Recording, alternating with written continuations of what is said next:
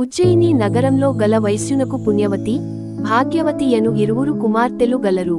వారు ఒకనాడు తండ్రిని చేరి జనకా మాకు కేదార వ్రతము చేయుటకు అనుజ్ఞనిమ్మని అడిగారు.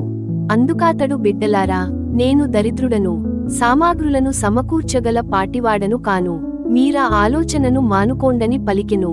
అందుకా వైశ్యపుత్రికలు నీ ఆజ్ఞే మాకు ధనము అనుజ్ఞ నీయవలసినదని కోరుకున్నారు.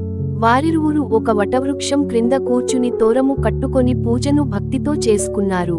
మహేశ్వరుడు వారలకు పూజా సామాగ్రిని అనుగ్రహించాడు. వారు కల్పోక్తముగా వ్రతమాచరించారు. శివుడు సాక్షాత్కరించి వారికి ఐశ్వర్యములు, సుందర రూపములను ప్రసాదించి అంతర్హితుడయ్యాడు. ఆ వైశ్యపుత్రికలకు యుక్తవయసు వచ్చింది.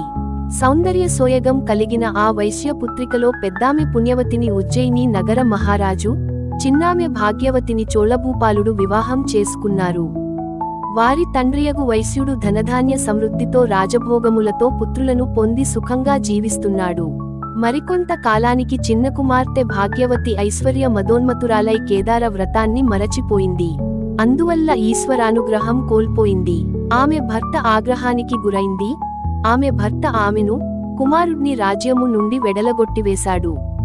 ఆమె పడరాని పాట్లు పడు